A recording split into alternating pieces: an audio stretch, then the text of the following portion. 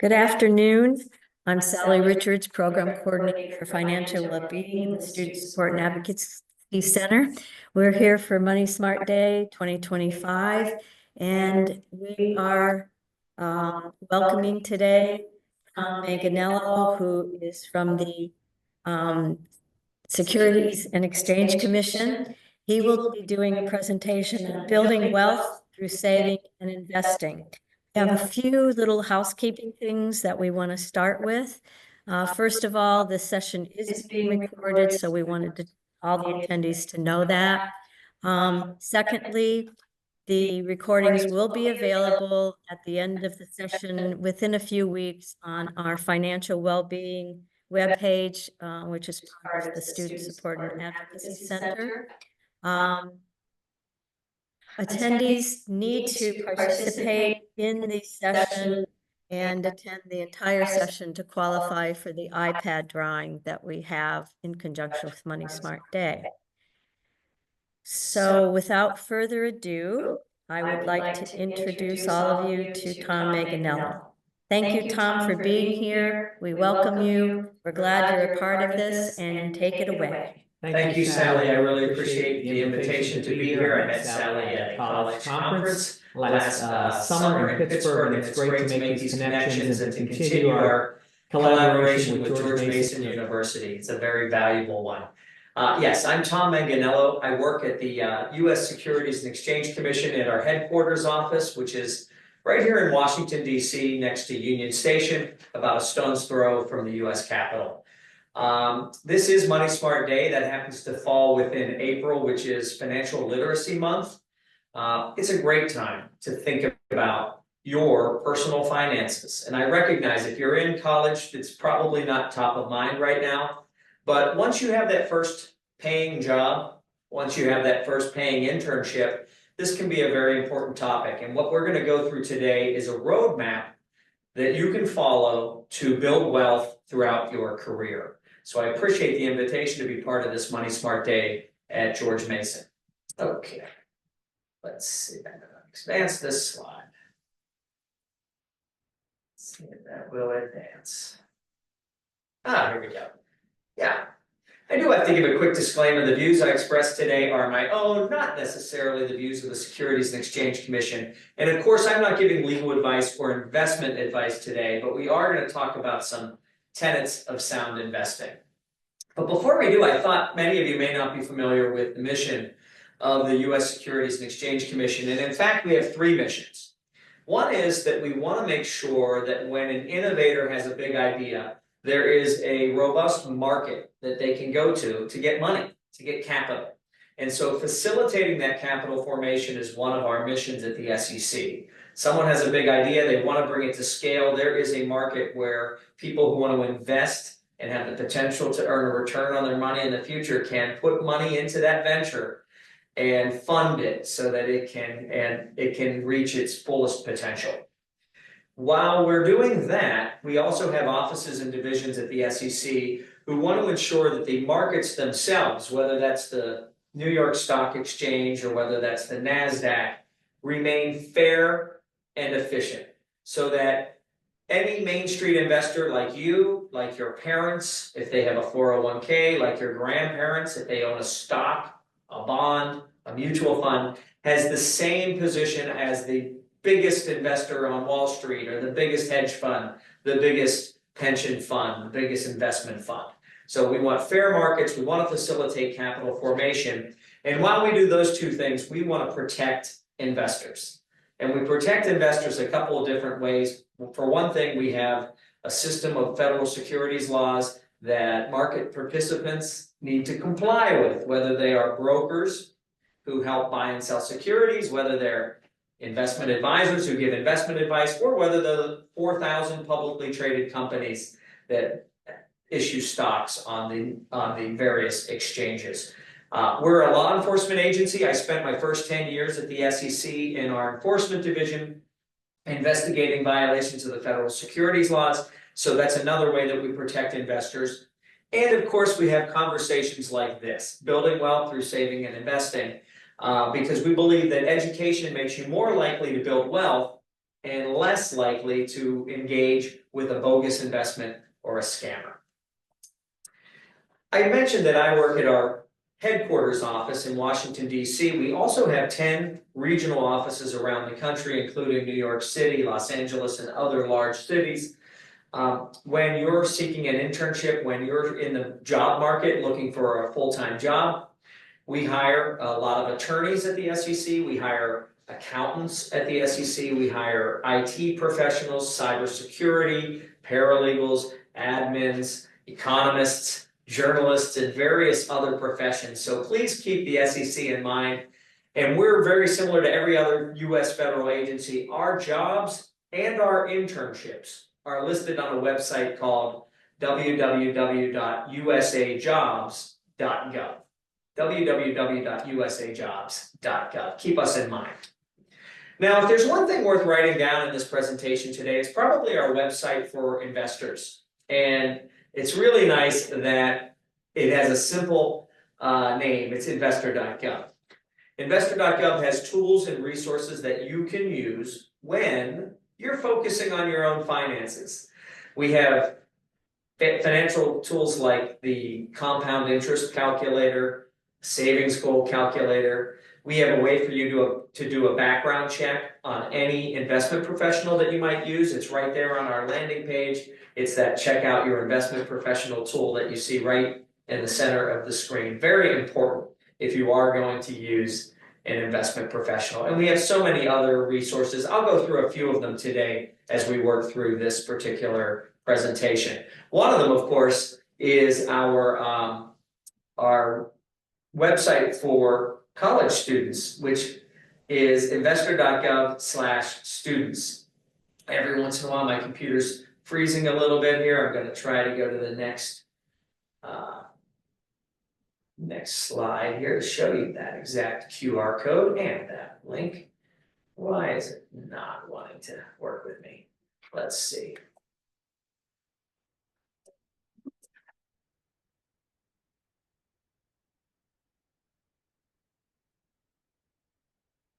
Go backwards. Maybe it'll do that.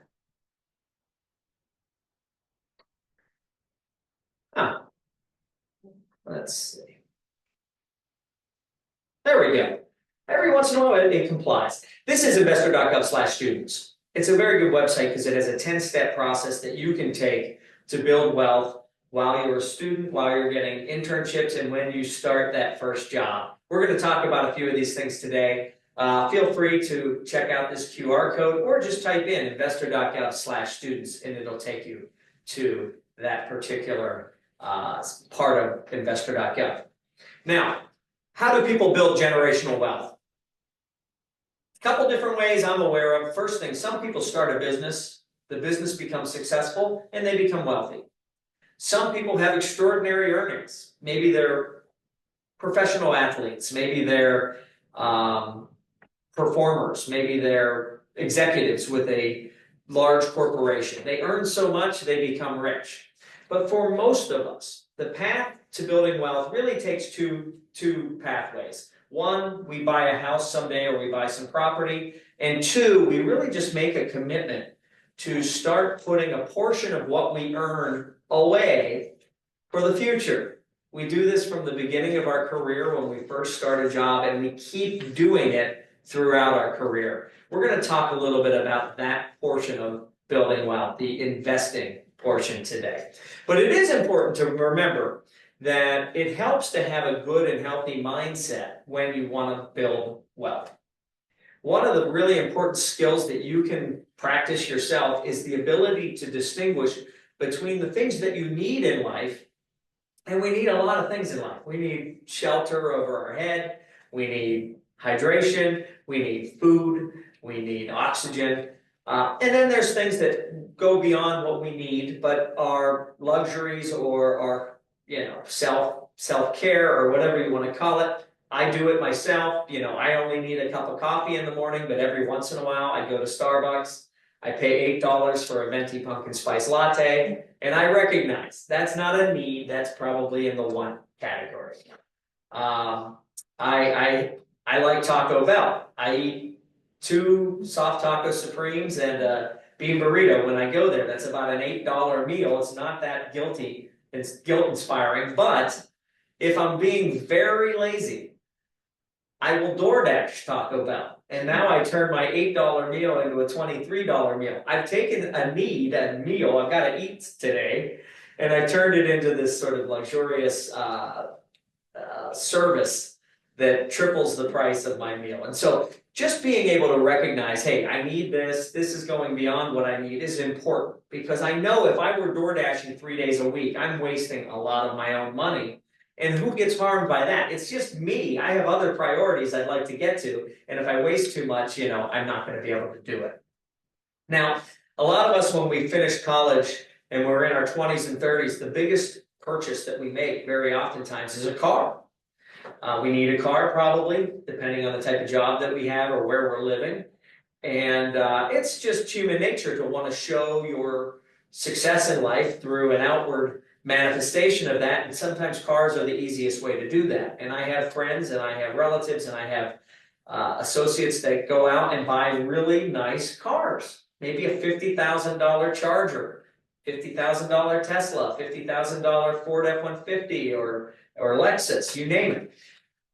That's okay, I'm not car shaming, but I always want to keep it real. If you do have a $50,000 car, you have to realize that what that very likely may come with is an $800 or maybe even $1,000 a month car payment.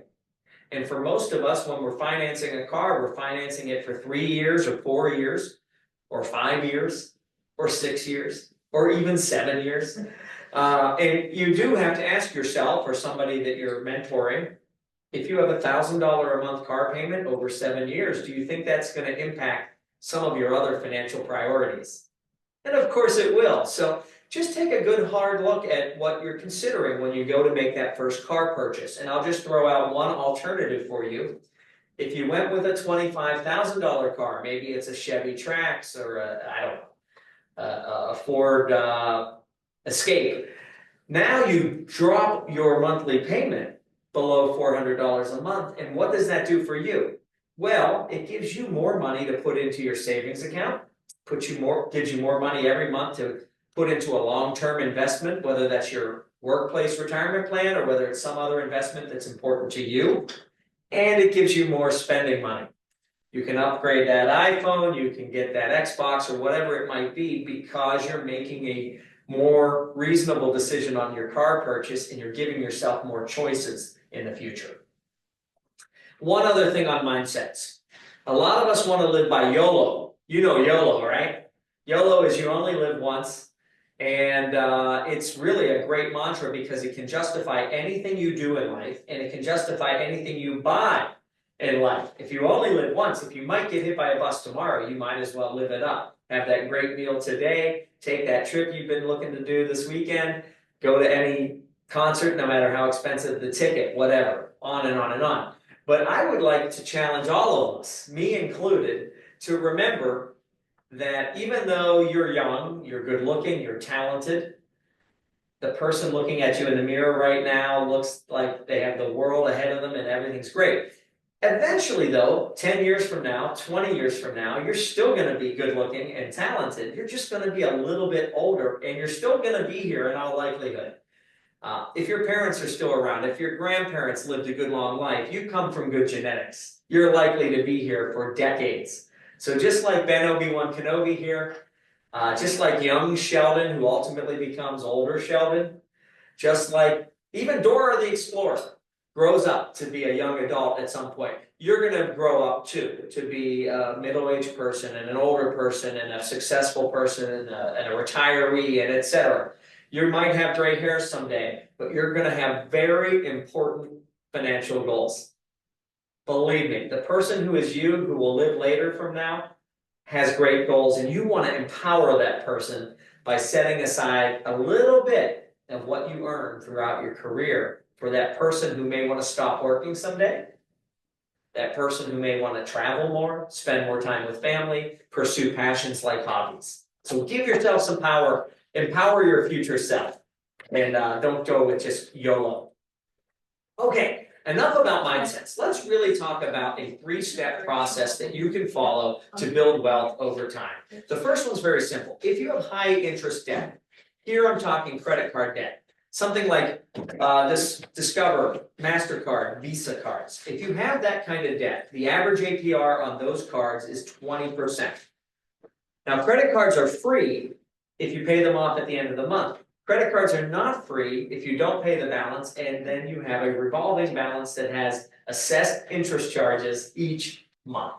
So you just want to remember that. If you're putting charges on a retailer's credit card, here we're talking American Eagle, Abercrombie, Old Navy, TJ Maxx, Home Depot, Macy's.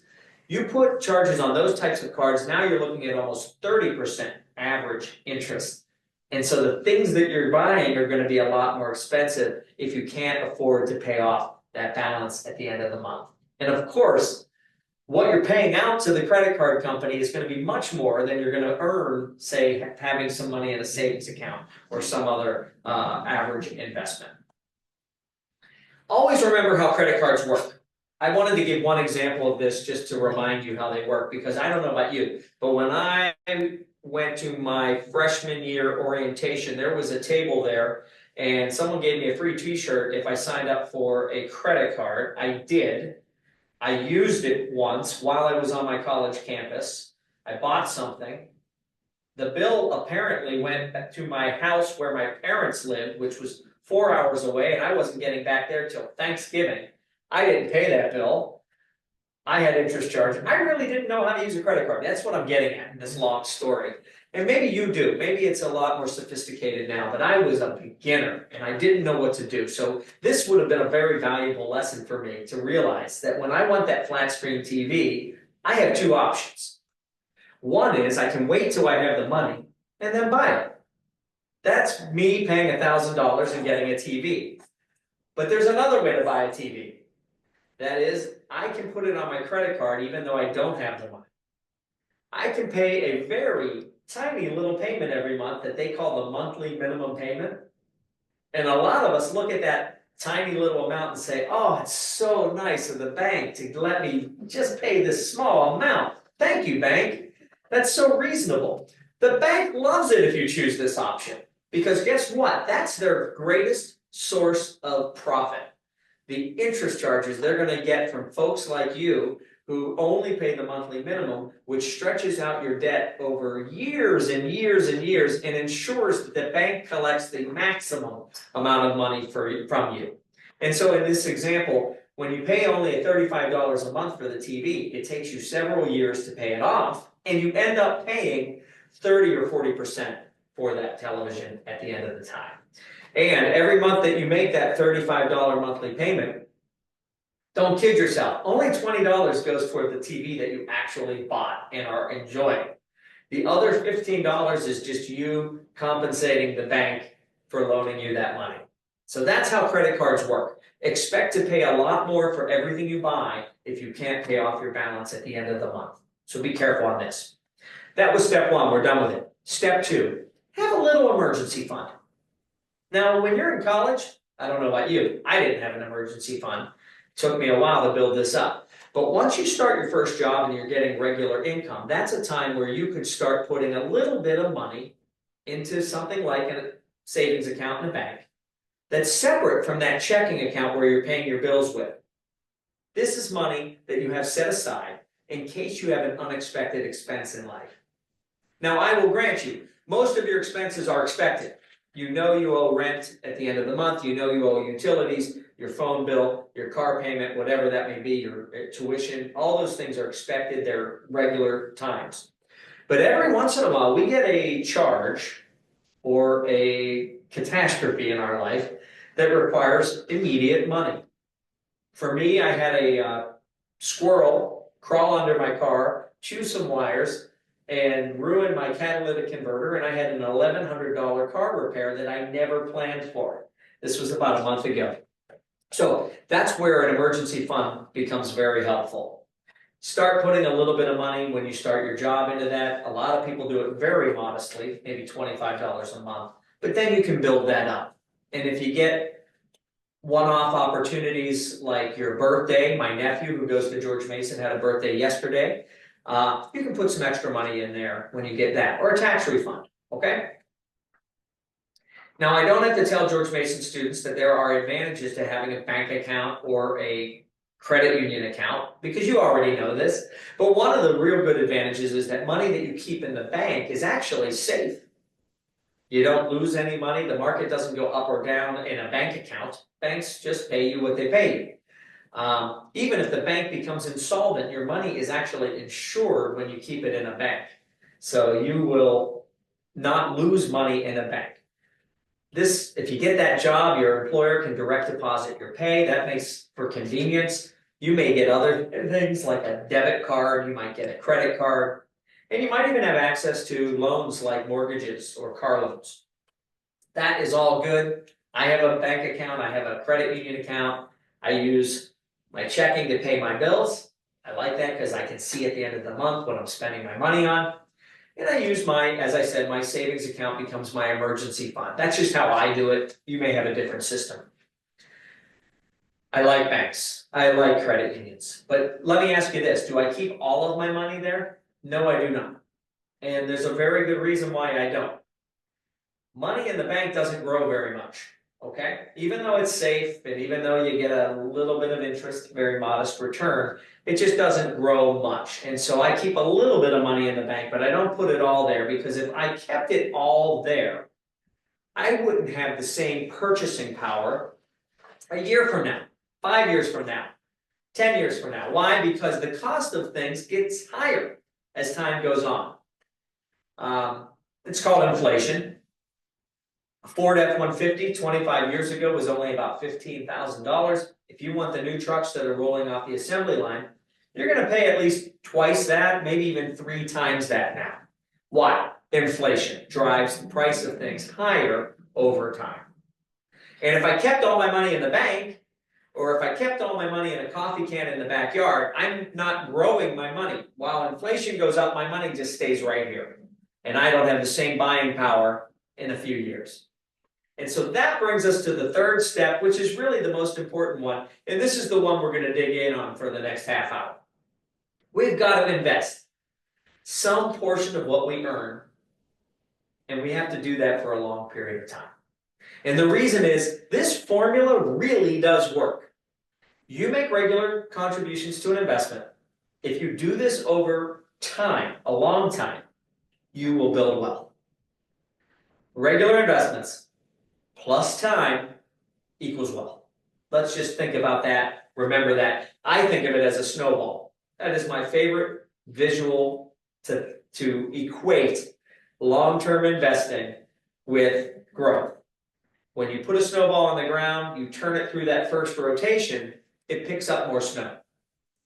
With more snow, it has more surface area. With more surface area, it actually has the ability to pick up even more snow on that next rotation. So this is how a snowball works. Eventually, your snowball is picking up quite a bit of snow. When you make regular contributions to an investment, eventually your money is working for you. How does it work for you? Well, this is just a 30-second refresher on some common investment products. If you're investing in stocks, there are 4,000 publicly traded companies in the United States. One way you can make money with stocks is if you buy them low and sell them at a higher price sometime in the future. You get that capital appreciation there, and you can roll your snowball. Your snowball can grow. But many of those 4,000 publicly traded companies share a portion of their profits with their stockholders. And those we call dividends. It's another key and important way that people increase their snowball over time. Then there is something called bonds. Stocks are where you own a percentage of a publicly traded company. That's how stock ownership works. Bonds are different. If you buy a bond in the city of Fairfax for 10 years at 3%, whatever, I'm just giving an example. You don't actually own a percentage of the city of Fairfax. Instead, bonds are like loaning money to a company or loaning money to a government body. they're gonna hold your money for some period of time. In this example, we said 10 years. And typically, they're gonna do something with their money, your money. City of Fairfax, what would they do with a bond? They might build a road or a bridge. They might build a school. They might build a water treatment plant, something like that. Very often, it's a large infrastructure project. A publicly traded company might issue a bond, and they might use it to build a factory or to upsize some of their operations, whatever. Here's how your snowball grows with holding bonds. While the company or the government is holding and using your money, they're going to pay you interest, usually twice a year, but sometimes they pay you interest at the end of the bond term.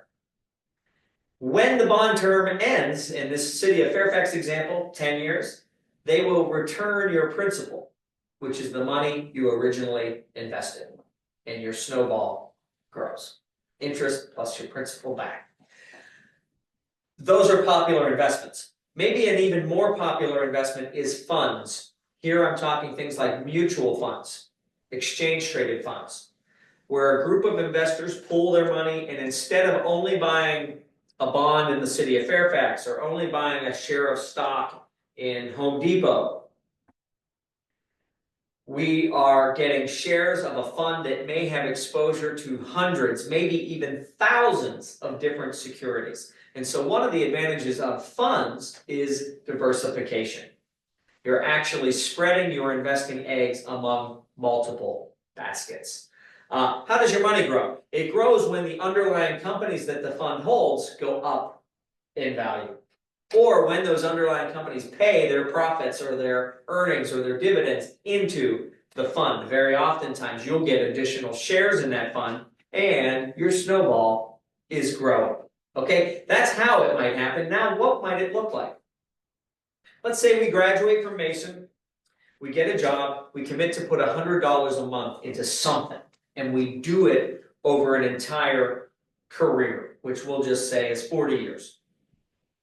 If you did that, the amount you would contribute into that investment is the orange line on the bottom of this graphic, $48,000, okay? $100 a month times 40 years. Now, what would happen if we were just really conservative? We didn't want to take any risks, so we put all that money in the bank or the credit union for that entire 40-year period. Would your snowball grow? Well, it would, but not very much, right? If you look at the blue line on this graphic, you'd have about $58,000 at the end of the 4 decades. But what if you invested that money? And here we're going to presume that you would make an average annual return of about 7% for this example. Now you would have almost $250,000, the green line, at the end of that 40-year period. Even though, again, you only put in $48,000, that orange line on the bottom, okay? How are you doing this? Well, that is that formula put into action. Those regular contributions that you're making, plus time, the more rotations of the snowball equals wealth. In this case, almost $250,000 in this example, where this person wouldn't even contribute more ever. Always $100 a month, even when they get pay raises or whatever and move throughout their career. We're just being simple in this example. Now, you may be new to stock investing. If you are, this is a helpful slide because it shows how stocks have performed over the last 30 years. These are the Standard & Poor's 500 companies, so the 500 largest publicly traded companies in the United States. And if I have not updated this slide in the last 2 weeks, so I should have a little down arrow at the top there. But nevertheless, it's still a very good example here. And when I'm in a classroom, I usually ask, what do you notice when you look at this graphic? And invariably, somebody will say, well, first thing I see is ups and downs. Ups and downs. We call that volatility. And indeed, this is not unusual. What we've seen over the last month or 2 or 3 months is not all that unusual. In fact, we often see market corrections. We often see downturns. We occasionally see even recessions. If you look at those grayed in areas, you'll see a couple times in recent history where we saw quite a significant dip in the market. When the dot-com bubble burst in 2000 and we had a terrorist attack on September 11th, 2001, we saw a significant drop in the market. And then many of you may, you're probably too young to remember the 2008-2009 housing crisis, which created a bit of a recession and a serious market correction about whatever 15 years ago. But then I ask people, after acknowledging, yes, there's going to be volatility for sure. What else do you notice? And the next thing most people notice is, despite the volatility, the long-term trend is up. And I'll tell you, it's not only up over the last 30 years, it's also up if you go back 100 years to the stock market crash of 1929. Stocks have paid between 7 and 10% over the last century. And so the two things I'd like you to remember, especially in volatile times like right now, is that you should expect occasional market corrections and volatility. It is not a direct line up to the top of the mountain. However, if you are a long-term investor, and I would assume anybody who's in college, if they're in their 20s or 30s or 40s, is going to be a long-term investor. Historically, you do very well. So stick to your strategy. Don't jump out of the market just because the market drops. When the market drops and you're still making contributions, you can think of that as buying stocks on sale. Keep going. Would you like to have $500,000 by the time you turn 65? If you would, obviously, the earlier you start investing, the easier it will be to reach that goal. Why? Because that formula is regular contributions plus time. Time is your superpower, and the more you have of it, the more rotations of your snowball you're going to have at your fingertips. So an 18-year-old who's, I don't know, a freshman at George Mason or E1 at Fort Belvoir, just finishing basic training and just beginning an Army career, would only have to put in about $127 a month to reach that $500,000 goal at age 65. Why is it so easy for that person? They're only 18. They have a long investing history ahead of them. They have many rotations of their snowball in the future. But if you're my age, if you wait all the way until your mid-50s and you're trying to amass that same amount of money, obviously you're going to have to put a lot more into an investment every single month to reach that goal. Why? Because you just don't have the same number of rotations of that snowball. The formula isn't going to work for you as easily. And so the takeaway of this slide is start now, or more realistically, start when you get a job and you start earning money. And that's much better than saying, you know what, I'm going to put it off for 5 years because I got these other priorities. If you put it off for 5 years, you're going to have to contribute more to reach your goal. And by the way, if $500,000 is not your goal, if age 65 is not when you want to retire, I get it. We all have different perceptions of what we need later in life. You can put in your own parameters on our savings goal calculator on investor.gov. Okay, that was it. We covered step 1, 2, and 3. We could stop right here, but a lot of people want to know, all right, now what do I invest in? I obviously can't recommend specific investments. I work for the government. We're neutral, we're unbiased. We don't pick particular funds, companies, stocks, etc. However, there are some things you might want to look for because they're so advantageous. First thing, if you get a job and that job, that employer will match a percentage of your contribution to an investment, that's huge. When you get that match, you can look at that as free money. Take advantage of that if you ever have that opportunity. If you make an investment in something and you lower the amount of taxes you pay, that's also huge, and that's also very rare, okay? Very rare. If there's an investment that lowers your taxes, take advantage of that. Bonus if you get diversification, and bonus if the fees that you pay for that investment are low, because the higher the fees, the more they will eat into your return.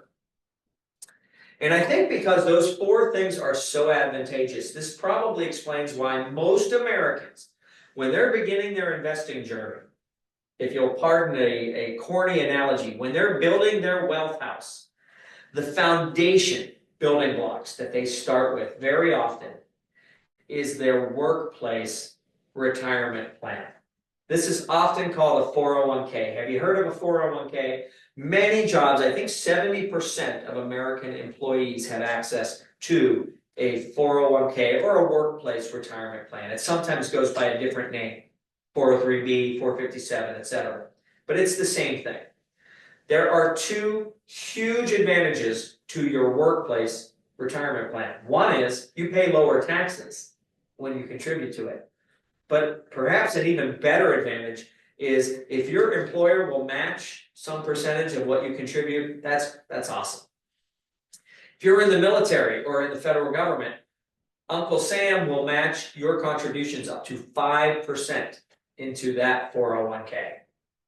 Many corporations, universities, hospital systems, schools, firefighting jobs, police jobs will offer 401ks that match up to a certain percentage. So watch for this when you get your first job, your second job, your third job. Ask, is there a 401k? How do I maximize the benefits of this? What do I need to do? Okay? How much can you put into a 401k? Quite a bit of money. The IRS will allow you this year to put $23,500 a year into your 401k. Now, early on in your career, you may not be able to afford to put that much, but as you get pay grade and pay promotions and grade increases, you may get to the point where you can afford to put that amount of money into a 401k, and you can keep doing that year after year. If you get paid every 2 weeks and you want to maximize that, it's about $900 per pay period. That is the first building block most Americans take advantage of when they're building their wealth house. The second one is an individual retirement account or an IRA. Very oftentimes, if people are going to do two things, they take advantage of their workplace 401k and then they start their own IRA. Slightly different things here. Workplace 401k is a benefit of your job, and you're usually going to go through your HR department to set that up.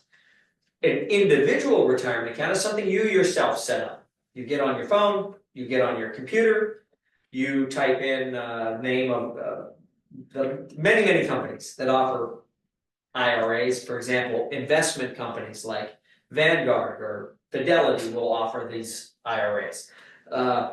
Brokerage companies like Schwab or E-Trade or Morgan Stanley might offer an IRA. Banks, credit unions might offer IRAs. Even apps, Betterment, Wealthfront, Acorns, those types of apps may offer IRAs. You go to the tab that says open an IRA, you fill out the digital paperwork, and you determine how much you're going to contribute to it. So just want to clarify, with a 401k, all of the contributions you're going to make to that come from payroll. The money you earn from the company or the government goes into the 401k. That's a 401k. Individual retirement account comes from your accounts, your bank accounts, or wherever you have money, you can contribute into an IRA. How much can you put in? $7,000 a year. If you got paid every 2 weeks and you wanted to, stretch that out evenly across the year, that'd be about $269 a pay period. Or just write a check at the end of the year, either way. Okay. These numbers go up, by the way, from time to time. Keep an eye on these. I'm just quoting you the 2025 numbers. If the Congress chooses to, that amount can go up in 2026. Now, I said you get a tax break. If you contribute traditionally, you're actually going to get the tax break this year. So you'll lower your taxable income this year. The money will grow over time. And then in retirement, when you pull that money out, you'll pay taxes then. So think of a traditional contribution as tax break now, yay. Money grows, pay taxes later, boo. Okay, that's that. Roth contributions are the exact opposite. With a Roth contribution, you're putting after-tax money in, so this is money you've already paid taxes on. It grows throughout your career, but then when you take the money out in retirement, it's tax-free. So the strategic benefit of a Roth is many times in our 20s and 30s, our pay is lower than it will be in our 40s and our 50s and our 60s. And so people in their 20s and 30s sometimes just make the strategic decision, I might as well go ahead and pay the taxes now. Because when my pay is lower, my tax rate is typically lower. Pay the taxes now and give the benefit of a tax-free withdrawal to my gray-haired Ben Obi-Wan Kenobi or Dora the Explorer, right? The person who's going to be here a few decades from now. You're giving a favor to that person who will be you later in life. And let me just say thank you on behalf of you who's going to be here later. All right, no matter what you invest in, when you diversify, you can actually lower the risk of investments. And I do want to repeat, investments have risk. Okay, that money we keep in the bank, no risk. Not much return either, but no risk. Money that we put into investments has a potential for a higher return, but it does have risk. How do we lower the risk? We spread our investing eggs among multiple baskets so that if one basket falls, we're still having omelets. This is a S&P 500 index fund, 500 largest publicly traded companies in the United States. You can see some companies you probably recognize just going across the top row. You see Microsoft, Oracle, Apple, Amazon, Tesla, HP, Costco, Procter & Gamble, many others.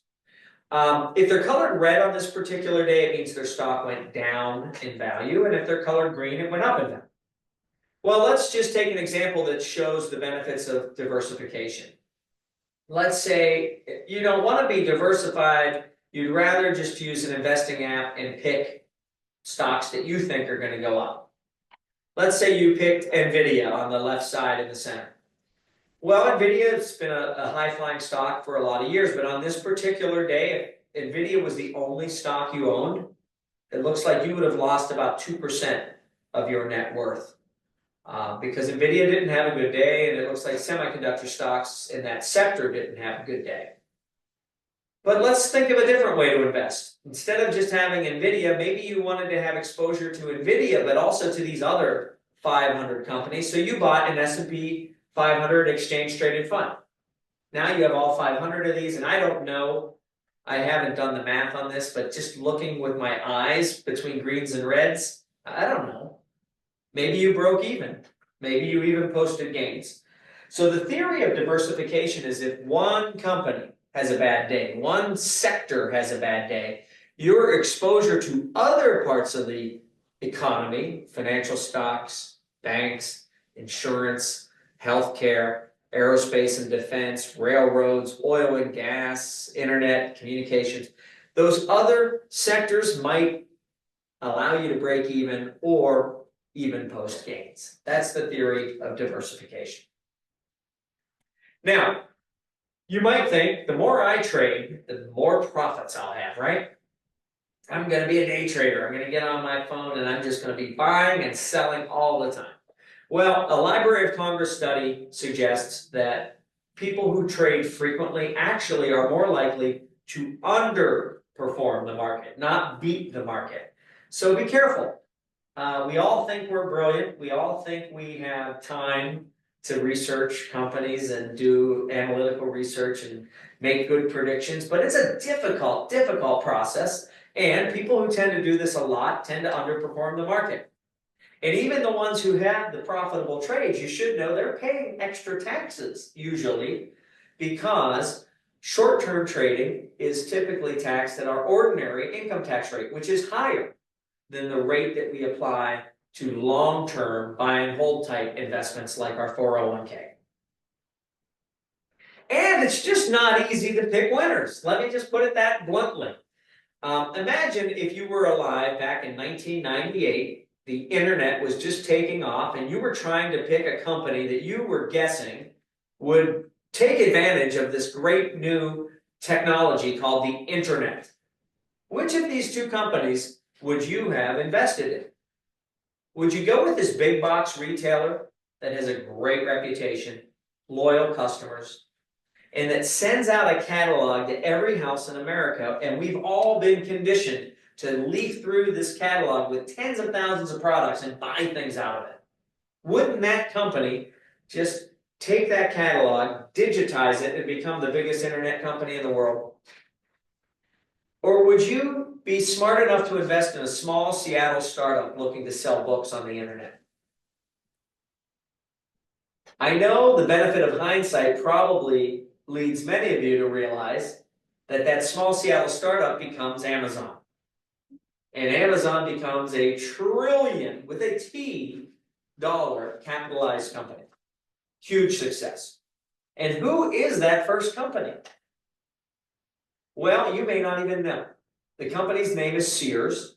It used to be in every strip mall in America. It had the largest, tallest building, corporate headquarters between New York and Los Angeles.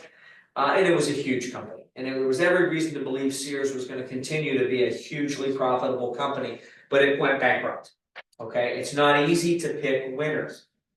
I'll give you one more example.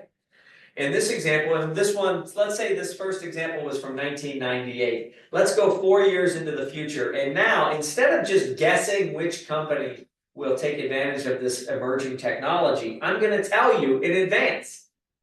If the ghost of the market's future came to you in the year 2002 and said to you in the middle of the night, markets are going to go gangbusters for 25 years, and the single biggest factor driving that market growth will be cell phone technology. We're not guessing anymore. I'm telling you exactly what's going to drive the market. Cell phone technology. At least now, right, it would be really simple if you knew those two things to be an investor in the year 2002. You would just wake up in the morning and you'd know exactly what stock to buy, right? Would you buy the company that made the most popular cell phone at the time? Nokia, Ericsson, Motorola. Would you buy stock in a company that even let users send emails, which was, believe me, a big deal back in 2002? This was a company called RAM Technologies or BlackBerry. Or, here again, would you be prescient enough to take a chance on a company that made personal computers and MP3 players? You may know of that little company. They're called Apple. And Apple did go on to revolutionize the way that we interact with cell phone technology. Now, it's obvious today with our 2020 hindsight to know that Apple would have been the good pick. But if you would rewind time to 2002, I would guess you would find it anything but obvious to know that Apple would have some role in cell phone technology that would be innovative, etc. And so it's just very difficult to know. And here's where I would ask, what do you think is going to drive the market in the next 20 years? Do you think there's any particular technology or industry that will drive market growth in the next 20 years? Oftentimes I hear the guess, artificial intelligence. Would you guess that maybe? Sure. I mean, let's just say we all agree today that artificial intelligence will drive the market in the next 20 years. I don't know that for a fact at all. We're speculating. But even if we all agree today, that's what it would be. The next question, of course, would be, now, which company will profit the most from AI in the next 20 years? And when I ask this to classrooms, I get all sorts of answers. Some people say semiconductors, or power generators, or biotech, or pharmaceutical. Some people say search engines like Meta. Some people say content creators like Disney. Some people, there's any number of options that we could come up with. And the truth is, I just don't know. And the other truth is, in the next 20 years, out of 4,000 publicly traded companies, probably 30 or 40 companies will drive market growth. 30 or 40 out of 4,000 will literally be like needles in the haystack driving market growth. And I don't know which 30 or 40 they are. So should I just not invest, or should I be discouraged, or should I just throw a dart at a dartboard? Well, you can if you want to. What I'm gonna do though is I'll probably take advantage of diversified low fee investments. Things like the index funds or the exchange traded funds that I can get through my 401k or through my IRA that give me literally the benefit of long-term stock growth, even though I have no idea which 30 or 4 companies are gonna be the high flyers in the next 20 years. And the guy who invented index funds had a really great quote that I think sums this up. He says, don't look for the needle in the haystack, just buy the haystack. When you hold an S&P 500 index fund or a Russell 2000 exchange traded fund or one of these large diversified low fee funds, you very likely have within that fund those 30 or 40 high flying stocks that will really do well in whatever technology drives the market in the next few decades. Okay, that's one option. And it doesn't sound very sexy, but in fact, people become millionaires just through 401k type investments in these types of funds. Every year, one company called Fidelity releases the number of people who have account balances over $1 million in their 401k. There's over 500,000 of them in Fidelity alone, and that's one of 1,000 investment companies. Military and federal employees have something called the Thrift Savings Plan. There's over 150,000 millionaires in the TSP. And it's, you might think, how did they get there? Well, they're not getting there through some Reddit chat room or Discord promotion that promises big money overnight or in 2 weeks or guaranteed returns or that sort of flashy stuff. Instead, it's kind of like this turtle. They're joining in with their 401k when they start their first job. They're probably continuing to contribute to that, even if they change, from employer to employer throughout their career. They're going to increase what they contribute into that as they get promotions. Eventually, they're going to get all the way up to the limit that the IRS will let them contribute every year, and they keep doing that. And when there's down years like this year, they're going to say, wow, I'm getting stocks on sale. I'm going to keep doing that. My contributions going further. I'll be poised to build wealth once that market recovers, as it has done historically. And they keep doing this throughout a career. And of course, they're choosing some investment strategy that makes sense. That might be, the investment strategy might be a target date fund, which is quite flexible. It's sort of like putting your investments on autopilot. Target dates, you pick some date somewhere in the future when you expect to retire, say 2060. And the target date fund will mix your investments from pretty stock focused, growth focused early in your years, 20s, 30s, 40s. But then when you get into your 50s and 60s, they're going to slowly change that mix of investments to a more conservative mix as you approach retirement. That's just one option. Target date funds, almost all the investment companies offer some version of that. Or you can do it yourself. Maybe you'll be in mostly stock funds early on in your career, and you'll be a little more conservative as you get closer to retirement. Oh, my computer's breathing again. I will advance this slide as soon as I can. There we go. Hey, whatever you invest in, pay attention to fees. Fees can gobble up your returns. There's a really good tool when you're doing orientation on day one and you're comparing, for example, different 401k investment options. Our friends at FINRA have a tool called the Fund Analyzer. You can literally get an apples to apples comparison of what it will cost you to hold more than 30,000 mutual funds, exchange traded funds, and variable annuities as well. I wonder if it's when I admit someone that it pauses for a moment. That could be. We're starting to figure this out. I won't admit anymore. It freezes my computer for just a second. You can admit, Sally. Thank you. Okay. There we go. It's like a 10-20 second freeze. What about folks who don't want to be in stocks, bonds, mutual funds, 401ks? Some of you may want to get into alternative investments like private equity, hedge funds, commodities. Just remember, these are typically going to be more complex. They almost always have higher fees. Some will be limited to those high net worth, high income people. We call those accredited investors. And you're not going to see the same types of protections that you get in traditional investments. Here's something we get a lot of complaints on.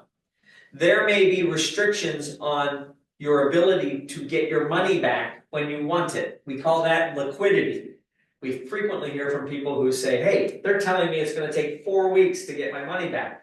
When I had a mutual fund, I got my money back the next day. Be careful. If you're in an alternative investment, make sure you understand how and when and how easily you can get your money back. And then remember, with cryptocurrency, things are changing right now. You may have heard that the Securities and Exchange Commission is taking a good look at how this regulatory framework should look. We had a task force meeting about 2 weeks ago where they got a lot of testimony from people on how regulation should work with crypto assets. So pay attention to this. This is an evolving space. The regulatory landscape can change. I always ask people, if you're thinking of investments in the crypto space, look at it in terms of your overall portfolio, okay? Make sure you're doing those first building blocks first, right? That 401k contribution, that IRA, and then if there's other investments that you're considering, see where they are appropriate. I'm not a technologist, but there are ways to think about custody with crypto assets as well. Some people will custody their crypto assets on their hard drive, or their server, or their thumb drive, or their wallet. When you do that, remember, it's sort of like keeping gold bullion in your house. If your house burns down or if your server melts, the risk of loss is on you. You're keeping your own custody of your crypto assets. Other people will custody their assets with an exchange. An exchange is a third party where you put your crypto there. That can be fine as long as the exchange has good internal controls and doesn't itself become insolvent, as we saw with FTX and other exchanges that crumbled, and people who had crypto stored there lost it through no fault of the crypto asset itself, but because the exchange failed. Now, a more recent way that some people are choosing to custody their crypto assets is by purchasing shares of an exchange-traded product like a Bitcoin ETP or an Ether ETP, which is a way to get exposure to Bitcoin or Ether within a investment that is registered with the Securities and Exchange Commission. So think through those custody issues as you consider how and whether to invest in this space. And always know that when you have something that's popular, like crypto assets are, there's always going to be scammers out there in Discord chat rooms and Reddit chat rooms on social media sites that are promoting investments that are using the language of crypto, but that may not be a legitimate investment. So be very careful. Do your research, whether it's the latest hot meme coin, whether it's a a non-fungible token or some other investment. Make sure you understand it. Make sure you understand where and how you'll receive intrinsic value, and do your research on this and any other type of investment before you send your hard-earned money.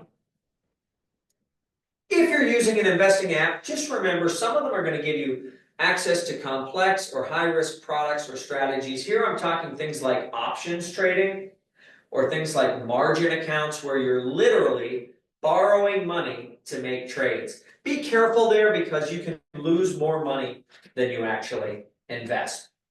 And remember, all apps are trying to keep your eyeballs and your fingers on the app. Okay, that's how they make money. They want to drive endorphins and show you fun things and reward you so that you stay on the app and keep going. Betting apps want you to bet more. Gaming apps want you to grind until you get to that next level. Investing apps want you to invest more, some of them. And they may tell you when you don't invest in a few days that, hey, investors are making big bucks on these hot 10 stock tips. Why? They want you to get back on the app and keep going. But as we already covered earlier, more trades don't equal more money. So be careful. Don't let the app nudge you to move beyond your strategy. Stick with your strategy. Okay, we're going to close today with scams because they're out there. I want you never, ever to lose a single dollar to a bogus investment. So if something sounds too good to be true, promising you high, unrealistic returns, promising you guaranteed returns, be careful. Trust your gut instinct, it's probably a scam. If you're asked to pay for an investment with some really sketchy way, like, hey, go get Target gift cards and scratch off the code on the back and read it off to me, don't do it. That's sketchy because it's almost impossible to trace that money back to the scammer. Do not be pressured to buy quickly. No legitimate investment ever requires you to make a rash decision. Take your time, do your research, and when you're researching, seek out unbiased resources. What are they? They're the ones that aren't trying to sell you something. Yahoo Finance, Google Finance, Wall Street Journal, Morningstar. If you have a library membership, you can get Value Line or other Morningstar's services that can help you research investments without being pressured to buy a particular investment. And if you're going to use a broker-dealer, if you're going to use an investment advisor, check them out on investor.gov first. Many of the scammers we see are not licensed and registered. So first, make sure they're licensed and registered. But second, look at their employment history. See if they've had customer complaints. See if they've had disciplinary actions. You're going to want to know that right before you send your money. Do you ever get texts like this? I now get one of these almost every day. These are not accidental texts that are meant for someone else, but accidentally find their way into your phone. These are intentional efforts to engage you in conversation. Why would they do that? They do that to establish trust. They want you to be friendly. They're going to be friendly, and they're willing to do this as a long con. They will chat you up for days, for weeks. We've even seen months. They will start on your phone, and then they're going to say, hey, let's move over to WhatsApp or some other messaging app. Then they're going to start chatting you up on that messaging app, and then eventually, and it's not going to be right away, they're going to introduce some bogus investment, some crypto investment, and they're going to try to part you with your money. They're going to say, hey, I have a really great tip. My broker, somebody recommended this particular investment. Do you want the link? Here's the link. Boom. You trust them now because you've been talking for a month or 2 months. Maybe you met on a dating app. Maybe it's one of these texts or whatever. All of a sudden, or an employment app, you are trusting and you take a chance at one of these investments and you lose your money. Now, it's bad enough that you lose your money, but then as soon as you do lose your money, they're going to sell your phone number to the dark web. Somebody else on the dark web is going to approach you and say, have you lost money to an internet scam? For $1,000, I will track down your money and get it back to you. And now you're going to be out another $1,000 because that's a scammer too. So the bottom line is, ignore those things. They're not accidents. Those are intentional ways to try to steal your money. Delete, block, report. We call these relationship scams. Watch out. And that's our summary. That's what we covered today. You know, we want to have a budget where we leave some room to save and invest. We want to pay down any high interest credit card debt that we have. We eventually want to have either a bank account, a credit union account, and start that emergency fund. So we have a little bit of extra money in case we have that unexpected expense. And then the big one is we want to start investing. That's how we get our snowball rolling, growing over time. There's a lot of really good reasons why the first 2 things we want to think about are that workplace retirement plan, 401k, and that individual retirement account. You get some benefits there that are unique. And remember, this is a long game. You want to be careful. If promotions make an investment seem quick, easy, overnight, guaranteed, walk away from that. I don't want you to lose your money. When you're on investor.gov, you're going to see a lot of ways to reach out and get help from us. If you're in a personal finance class, a business class, an accounting class, and this kind of conversation could benefit you next semester, let your professor know. Outreach at sec.gov is how you invite us. We've given talks, guest lectures at several finance classes at George Mason. We've even hosted George Mason students at our headquarters office. It was a great, great event downtown.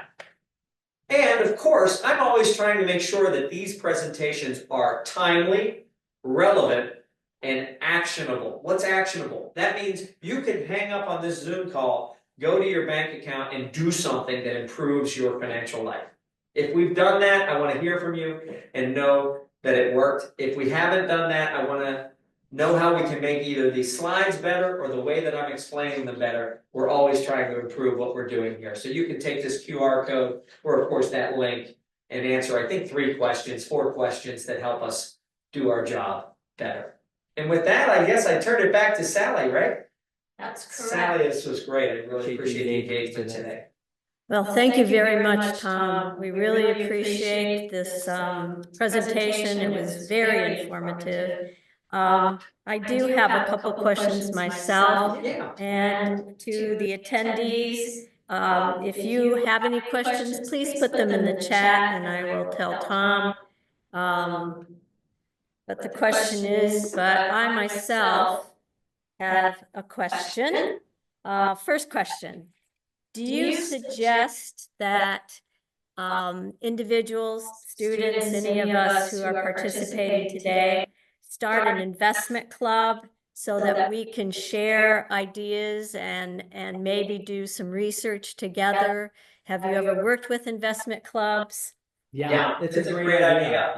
I've worked with investment clubs that are in libraries. I worked at an investment club at Frederick Community College. And I recently spoke to Lake Braddock High School, which, believe it or not, a high school student began this investment club at Lake Braddock, and they're doing a great job doing either stock market gains that also allow you to invest in broadly diversified funds. So that's a great way to learn. And in fact, even people as young as 16 can have an investment. You can open a Roth IRA at age 16 as long as you have earned income. So if you had a job at Starbucks, if you had a job at McDonald's, if you're an Uber driver, at 16 you can start a Roth IRA and begin investing. Now, of course, you're not going to have a whole lot of money to put into that Roth IRA, but even if you're only putting $20 a month, you've begun the process of your snowball rolling, and of course later you can increase that. Great. And then I did have one follow-up question. I know you're not recommending any particular bank or credit union or even a credit card bank account. Do you have a suggestion, though, as to which might be a little bit more appropriate and could help build wealth? I know. I know. Most large banks that most large credit unions have great programs that you can take advantage of. The difference between a bank and a credit union, by the way, credit unions are usually nonprofits, banks are usually for-profit corporations. Credit unions usually have a membership criteria. Maybe it's someone who serves in the military, maybe it's someone who works in Virginia or something like that. They might have a criteria like that, but both of them usually will offer checking accounts, savings accounts, mortgages, auto loans. They might even offer certificates of deposit, which is like saying to the bank, you can hold my money for 9 months in exchange for more interest than I would get in my checking account or my savings account. And these are all just good ways to begin your adulting, right? This is part of adulting, because then you'll have a job, your job will direct deposit your pay directly there, and you can do things with your accounts. Well, thank you, Tom. We don't have any other questions that have been raised in the chat. And so we certainly appreciate your presentation